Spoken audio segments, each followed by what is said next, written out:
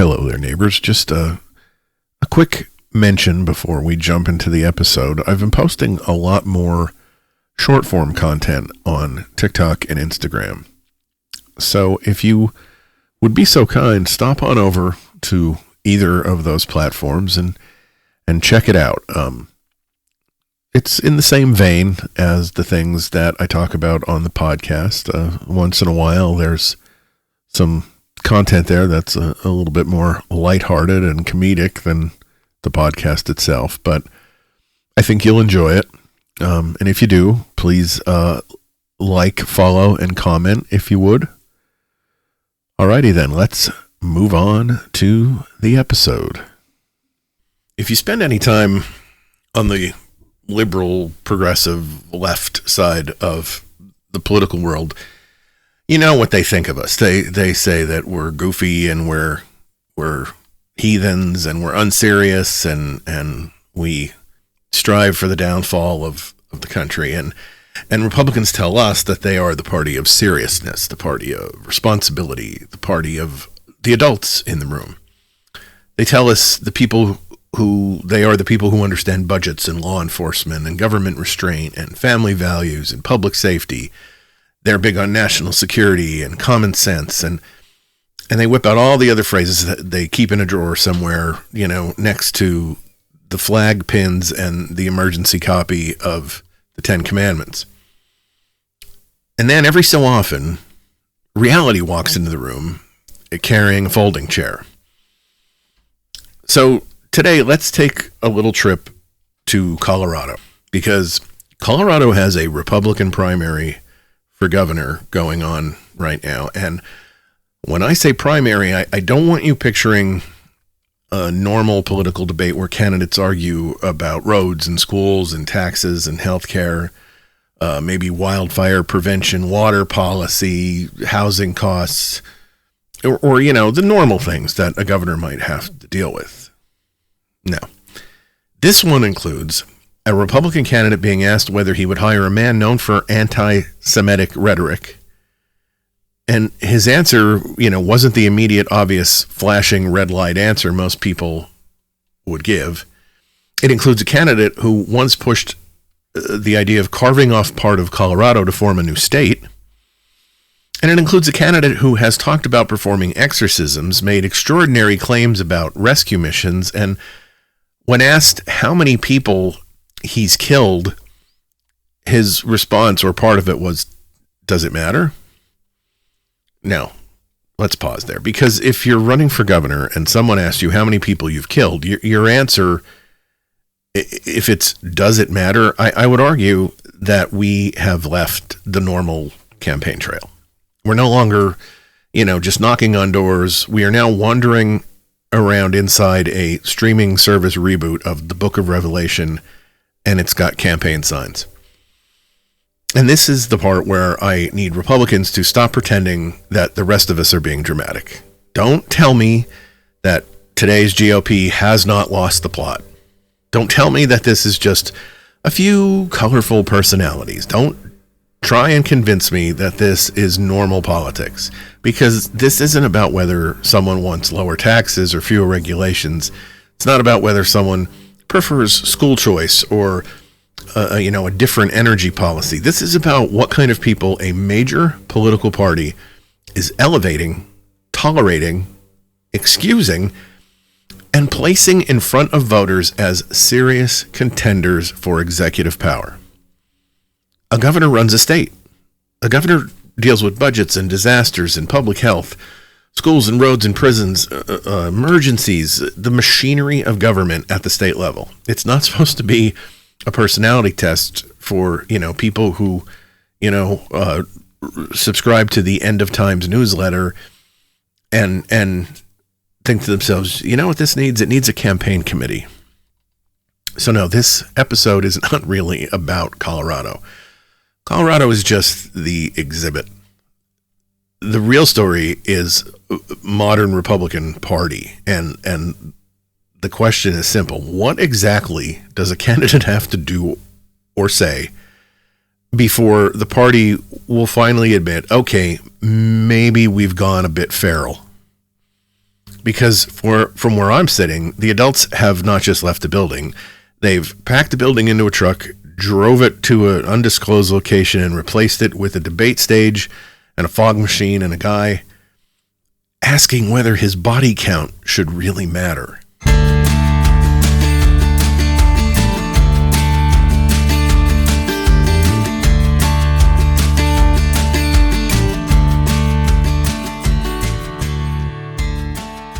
Happy Friday, neighbors, and welcome to an installment of Back Porch Files from Your Neighbor on the Left, the podcast where we talk about progressive politics, human decency, and life on the blue side of America's ideological divide.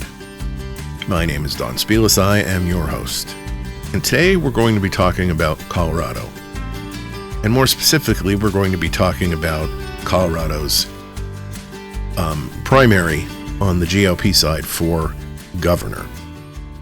And as I mentioned in the cold open, this really isn't specifically about Colorado. It's bigger than that. We're just using Colorado as the demo, as the case du jour. And we're going to talk about the cast of characters, the cavalcade of cookies that are lined up to run in November as the GOP candidate for the highest office in a state. So let's start with the basic job description. Governor isn't a mascot. Governor is not a podcast guest. Governor isn't supposed to be a walking comment section. Governor is the chief executive of a state. And of course, that means managing agencies, signing or vetoing legislation, responding to emergencies. They have to work with lawmakers. They have to handle budgets. They make appointments. They deal with infrastructure, health systems, prisons, education, housing, energy, agriculture, transportation, and along the way, every crisis that shows up. That is the job. And normally, when people run for governor, the public gets some version of that conversation. What are you going to do about schools? What is your plan for roads? Do you have thoughts on healthcare? What about housing? What will you do when the next fire, flood, budget shortfall, or whatever lands on your desk and refuses to leave? That's supposed to be pretty much the whole conversation. But in Colorado's Republican primary, the conversation has taken a hard turn into what I can only describe as municipal government meets late night fever dream.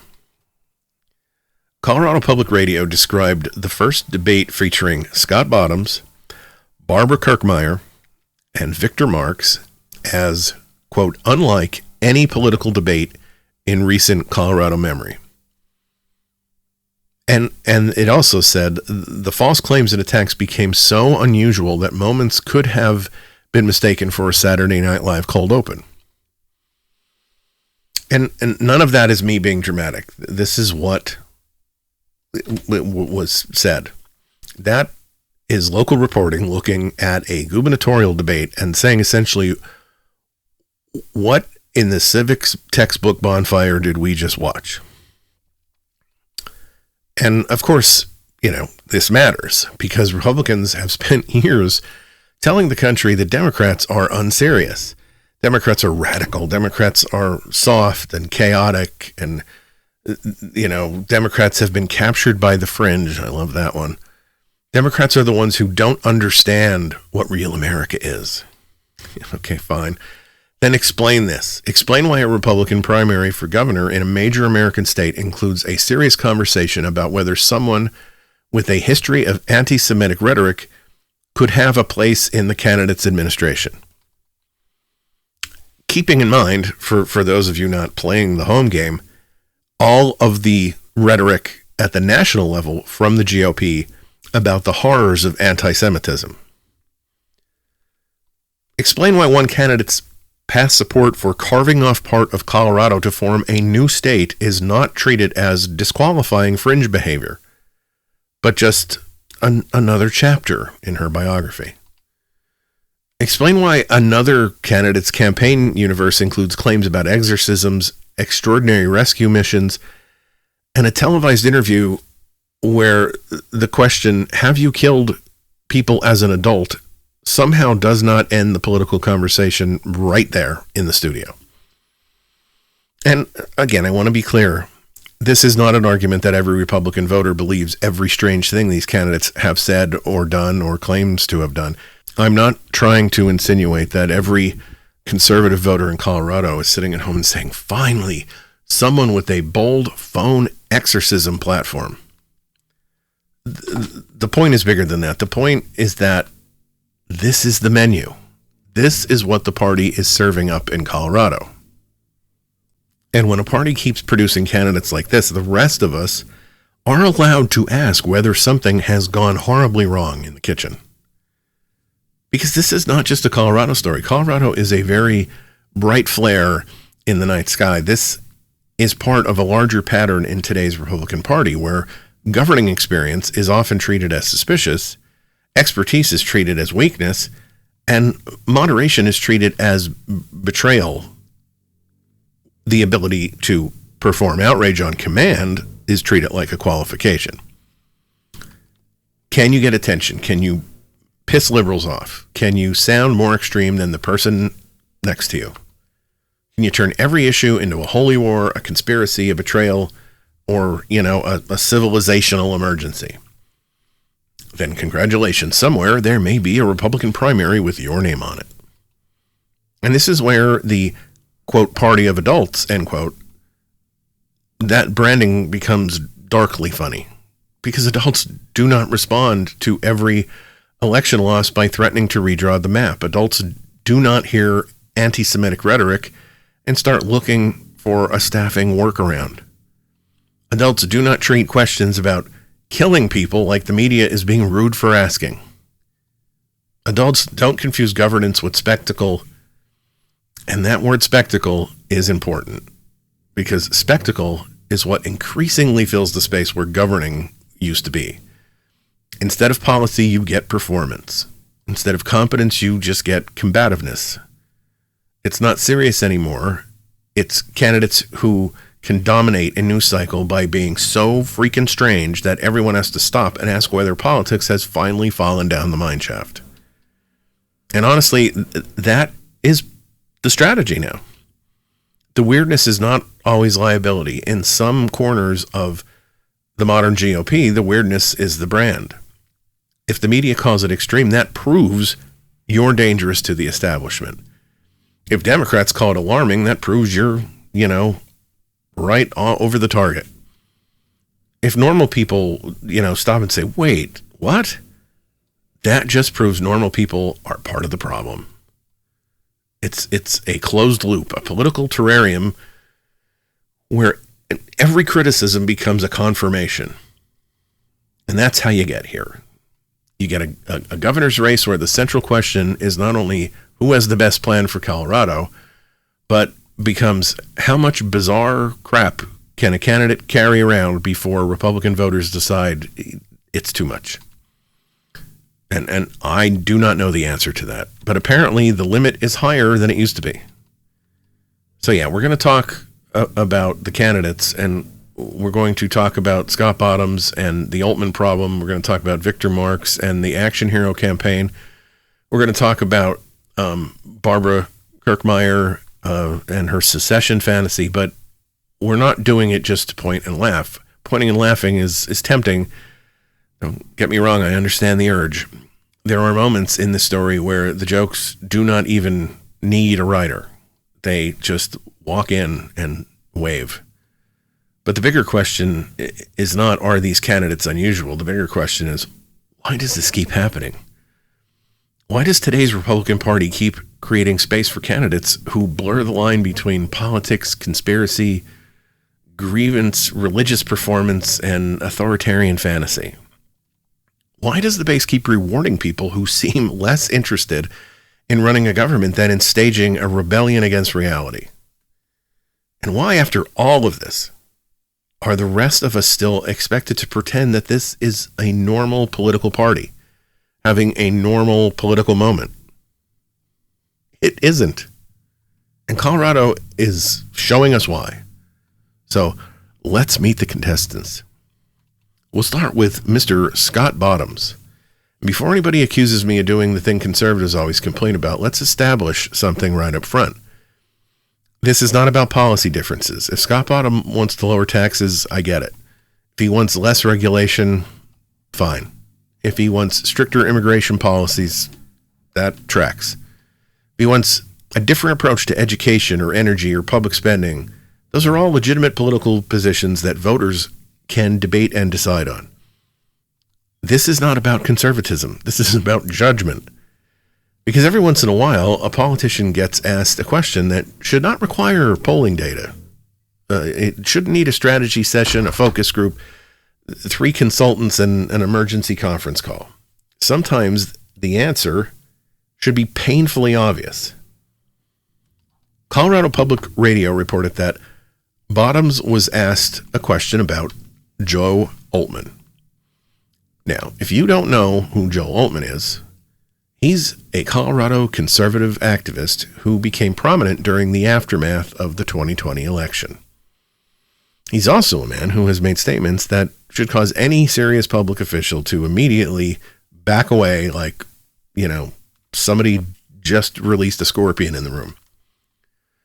According to Colorado Public Radio, Oltmann referred to Colorado Governor Jared Polis, Attorney General Phil Weisner, and Secretary of State Jenna Griswold as, quote, a synagogue of Satan Jews, end quote. CPR also reported that Oltmann said those officials should be arrested, tried, and hanged. Now, let's stop for a second because I want to be crystal clear. You don't have to be Jewish to recognize that that is a problem.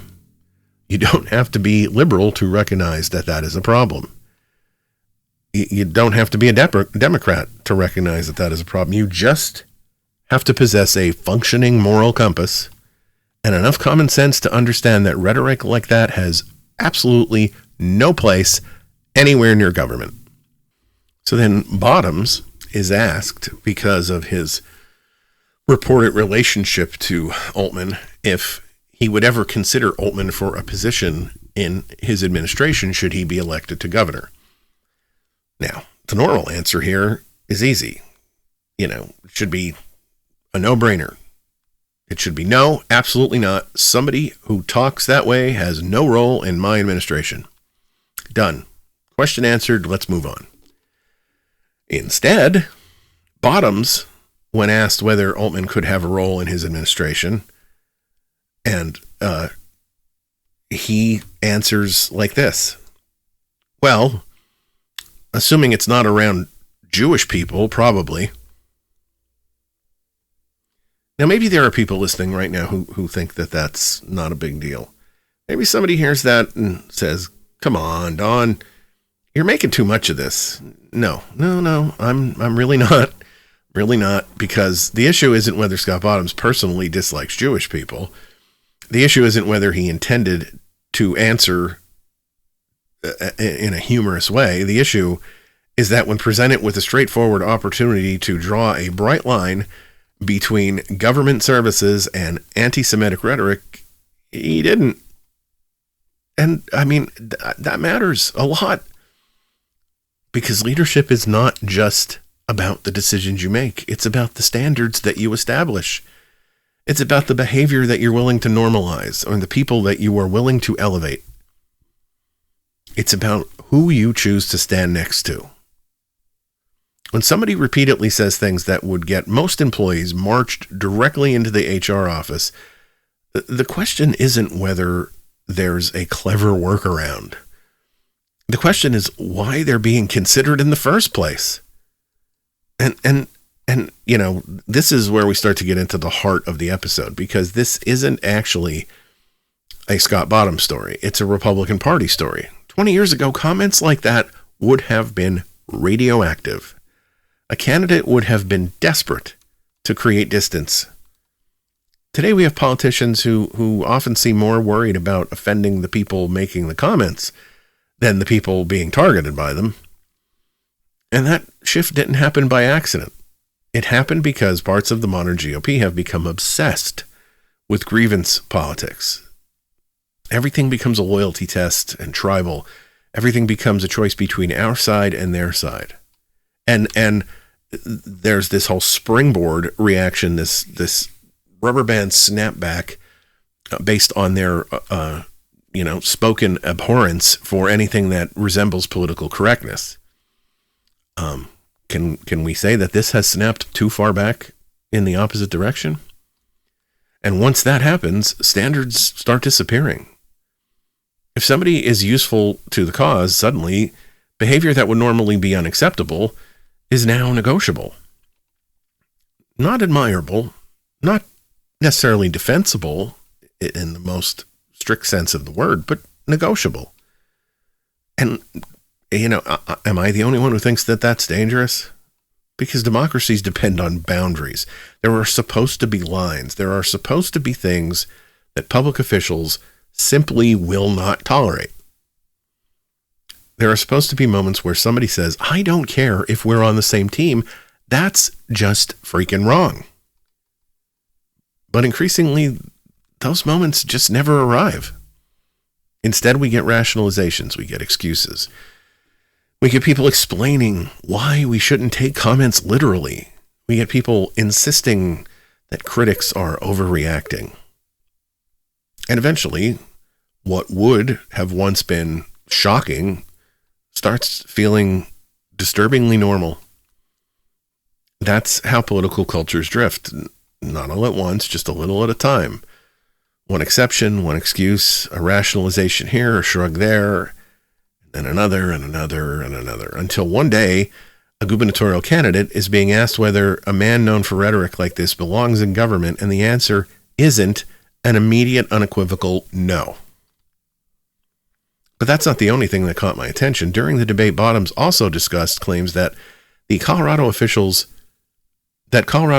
could soon face federal treason indictments.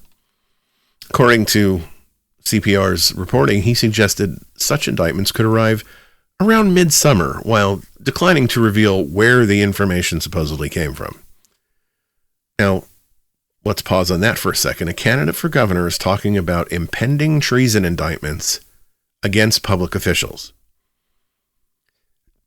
No evidence, not charges, not investigations, not publicly available facts, predictions supported by sources that he wouldn't name. And, I want everyone to notice something here. This is not governing. It's not policy. It's not administration. It's not budgeting. It's not leadership. This is political entertainment. It's the language of conspiracy culture, the language of permanent suspicion, the language of people who increasingly see government not as a system to manage anything, but as an enemy to defeat. And, maybe that's the most revealing part, because governors are supposed to govern. They're supposed to manage situations. But a growing portion of Republican politics no longer seems interested in governing anything. It just seems interested in discrediting things, undermining them and delegitimizing them. Making the list of villains a little bigger. And as that mindset becomes normal, candidates stop competing over who can govern best. They start competing over who can sound the most wacky or the most rebellious, who can sound the most pissed off, who can sound the most willing to burn everything down. Which brings us to our next candidate. Because if Scott Bottoms represents one version of how the GOP has lost its mind, Victor Marx represents another entirely. And trust me, things are about to get significantly stranger. Now, I'll be honest. Victor Marx is the kind of candidate where you start reading the reporting and immediately feel like you have accidentally opened 3 tabs on your browser from 3 different universes. One tab says gubernatorial candidate. Another tab says international rescue missions. And a third tab, unbelievably, says exorcist. And then somewhere in the background, someone is asking how many people has he killed. This is not usually where Colorado, political policy lives. According, again, to Colorado Public Radio, Marks has made a series of extraordinary claims about his work, including rescuing more than 45,000 women and children, participating in more than 130 rescue missions, helping call in a civilian-facilitated U.S. airstrike that killed 70 ISIS fighters, and being the first American into Gaza during the Israel-Hamas war. Now, I think we can all agree that none of these are small claims. These, this goes far beyond I volunteered for the Peace Corps when I was young. These are claims that sound like they should come with a soundtrack and, a helicopter shot and somebody, yelling, "We've got one shot at this." And that is exactly why they matter, because when someone running for governor makes dramatic claims about military-style rescue missions, combat zones, and airstrikes and international operations, voters have every right to ask for verification. No? Not because helping people is bad, not because rescue work is bad, or because, courage is bad, but because extraordinary claims require extraordinary receipts. And when the job being sought is governor of Colorado, the question isn't whether someone actually has an exciting backstory. The question is whether the backstory is true, relevant, connected to the responsibilities of governing, and, in this case, connected to reality. Governors do not govern by movie trailer. They govern by working with state agencies and legislators and counties and cities and courts and schools and hospitals. A governor does not need to be the main character in a covert rescue thriller.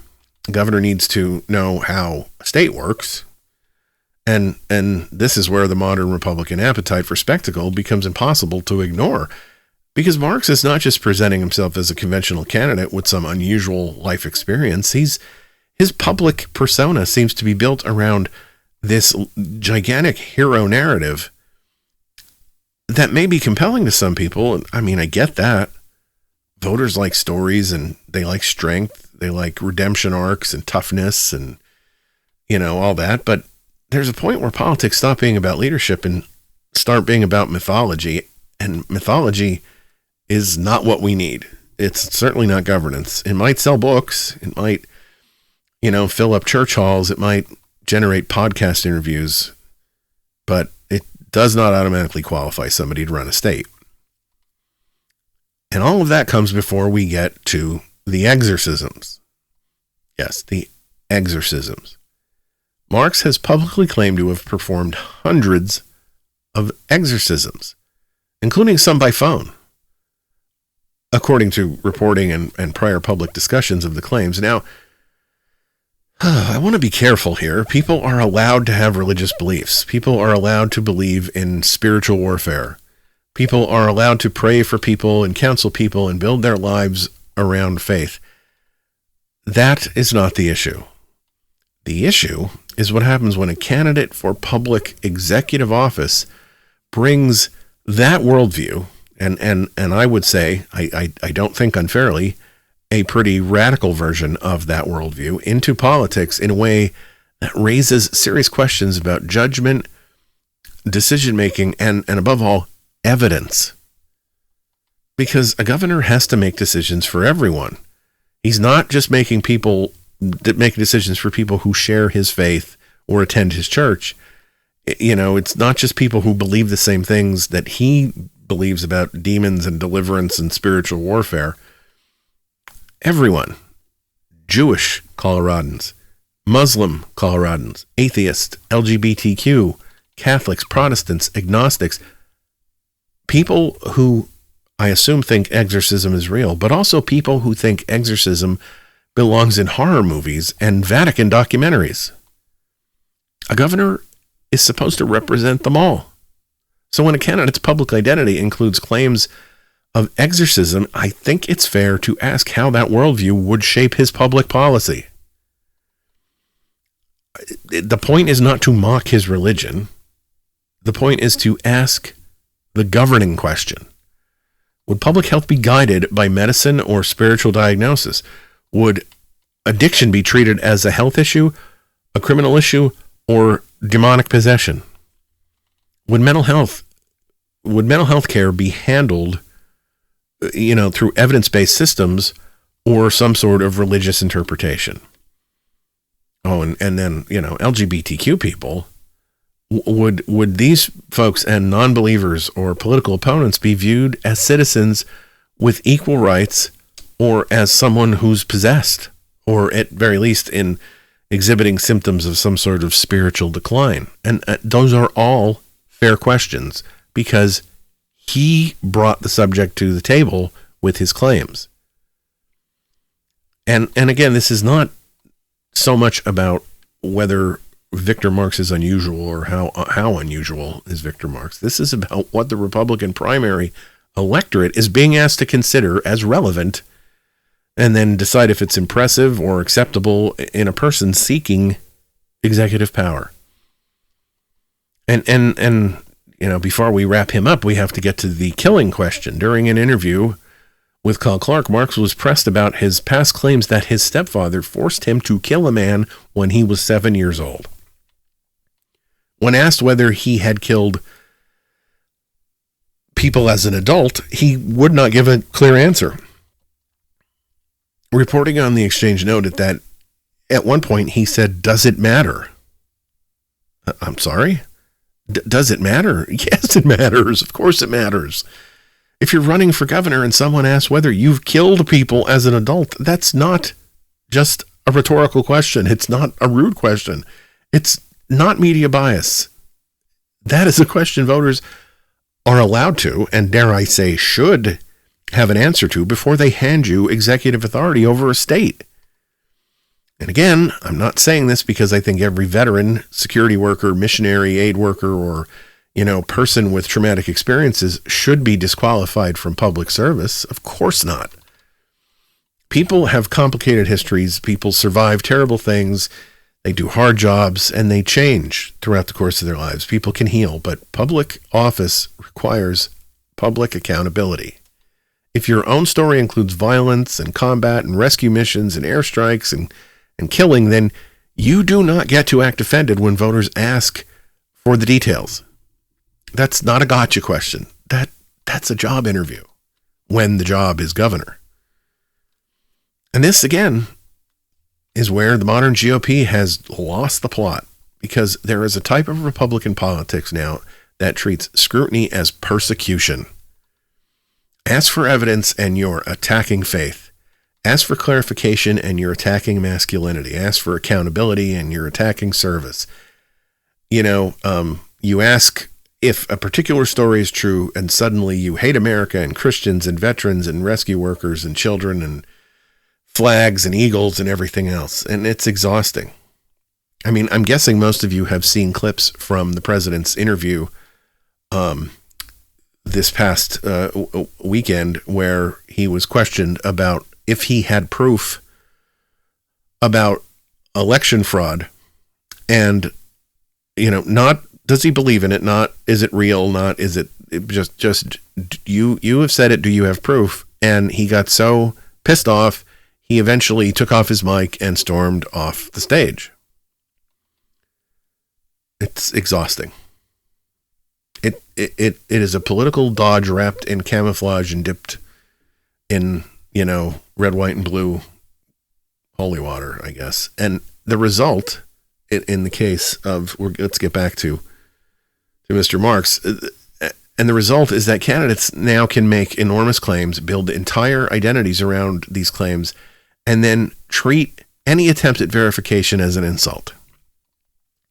And we as voters, all of us, not just on my side, all voters should not accept that.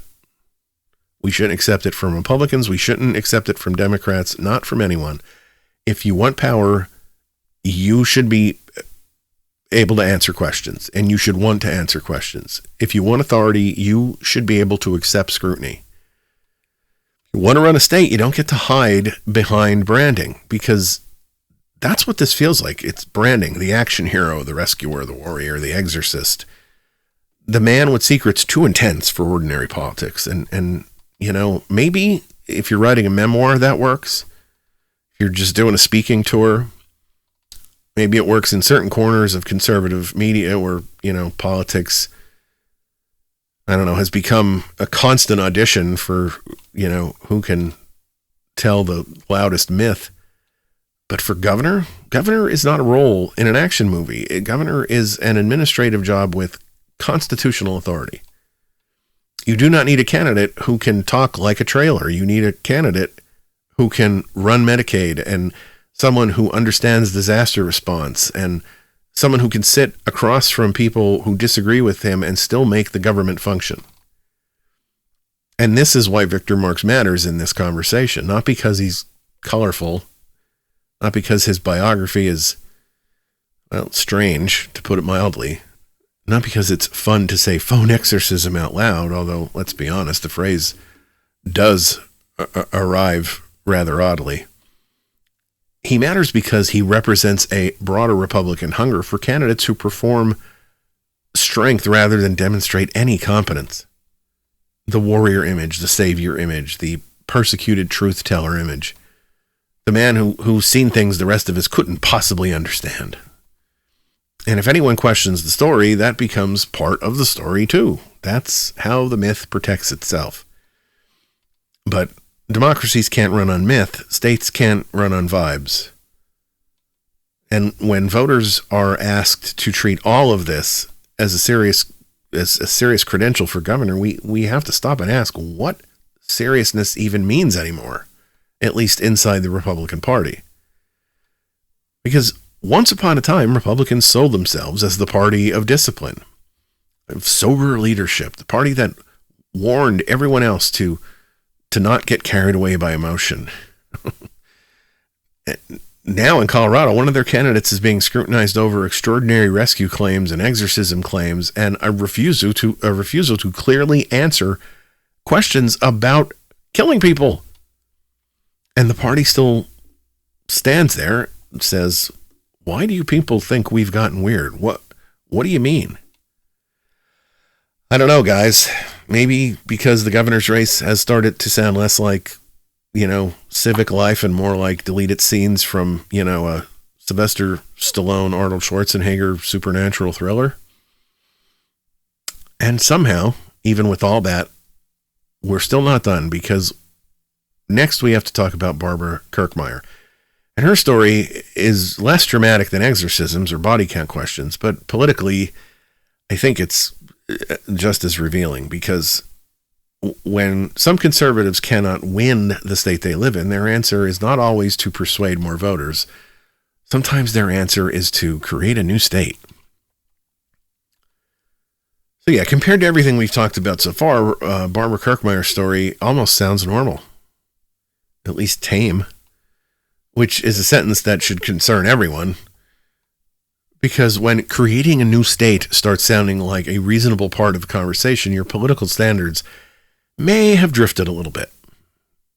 Kirkmeyer is not talking about exorcism. She's not making dramatic rescue mission claims. She's not being questioned about how many people she's killed. Instead, her entry in today's episode comes from her involvement in a movement that sought to separate portions of northeastern Colorado and create a 51st state. And here's the thing. People have every right to be frustrated with their government. They have every right to believe their region is overlooked. They have every right to think that urban voters have too much influence. They have every right to, advocate for policy changes. That's politics. That's democracy. The problem arrives when the response to losing political arguments becomes, well, then maybe we need a different map. Because that is a recurring theme in modern conservative politics. I mean, not always, not everywhere, but increasingly frequent. But often enough, it's hard to ignore. In California, if California is too liberal, we talk about splitting up California. If Oregon is too liberal, talk about carving off a piece to join Idaho. If Colorado is too liberal, we're going to take a section of it and make a new state. If election results are disappointing, maybe the problem isn't the message. Maybe the problem is the voters. Maybe it's the counties, the boundaries, the system itself. Anything but the possibility that the public simply disagrees. And that's where this story becomes larger than Barbara Kirkmeyer, because democracy contains an uncomfortable reality. You don't always win. Sometimes your ideas lose, even if they're decent ideas. Sometimes your coalition shrinks and your demographics change. Sometimes younger voters reject your message. Sometimes suburbs move away from your party and cities grow and cultural attitudes evolve. The answer to those challenges is supposed to be persuasion.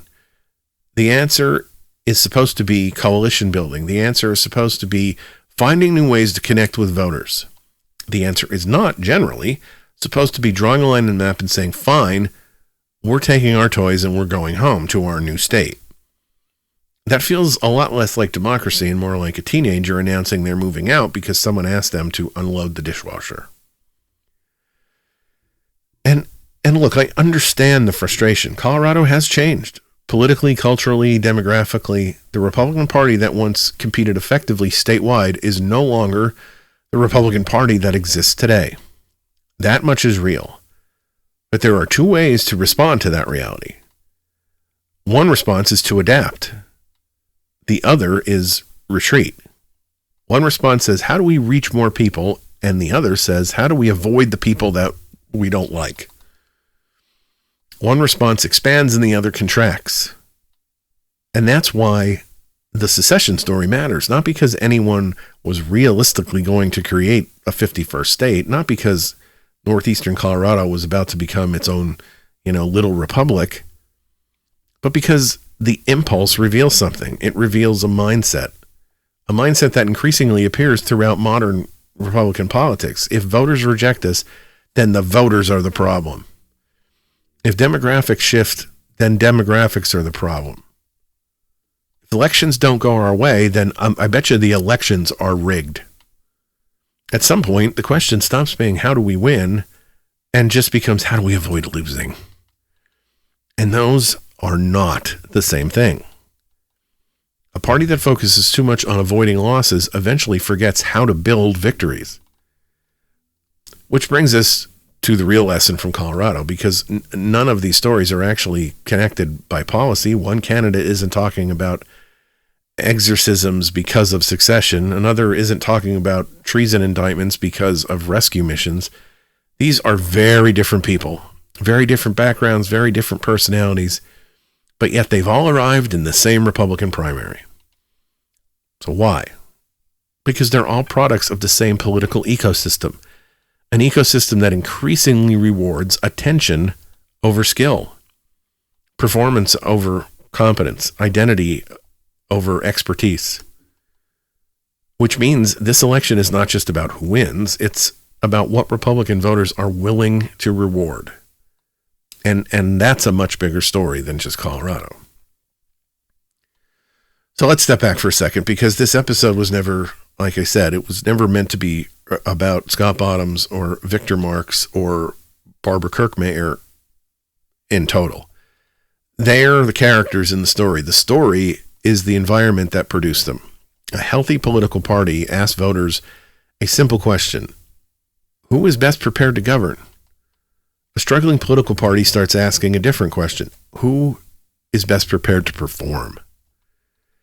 And that's the distinction that keeps jumping out at me. The Colorado Republican primary doesn't look like a contest over governing skill. It looks like a contest over political identity.